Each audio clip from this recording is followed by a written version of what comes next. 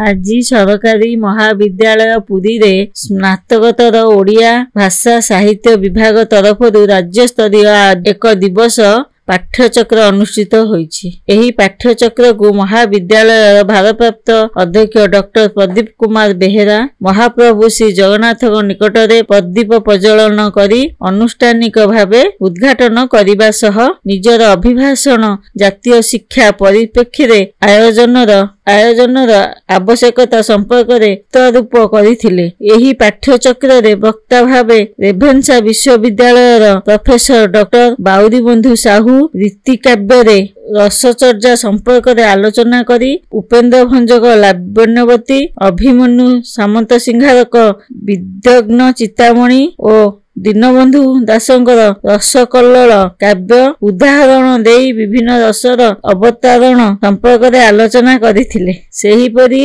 अन्यतम वक्ता संबलपुर विश्वविद्यालय professor doctor Krishnachandra प्रधान संपर्क में आलोचना करी लोक साहित्य अध्ययन मौलिकता तथा परिवेश परिस्थिति भौगोलिक अवस्थिति एवं लोक साहित्य मानसिकता उपरे सार चक्र वक्तव्य उपस्थापना करथिले। एही सभारे विभागर मुख्य श्रीयुक्त प्रमोद कुमार षडंगी स्वागत भाषण और अतिथि परिचय देवा संगे संगे सभारे सभापतित्व करथिले। एही पाठ्यचक्र विभिन्न महाविद्यालय आसीथिबा गवेषक अध्यापक अध्यापिका निमंत्रित अभिभावक वृंद तथा एही महाविद्यालय विभिन्न विभागर अध्यक्ष तथा अध्यापिका वृंद कार्यालय कर्मकर्ता और विभागर समस्त छात्र छात्री उपस्थित रही सभाटी को सफल करथिले। विभागर अध्यापिका श्रीमती सुकांती महांती रश्मिरेखा विश्वाल सुश्री लक्ष्मीप्रिया प्रज्ञा प्रियदर्शिनी जेना राजलक्ष्मी दास उपस्थित रही सभा परिचालना सहयोग करथिले। परिशेष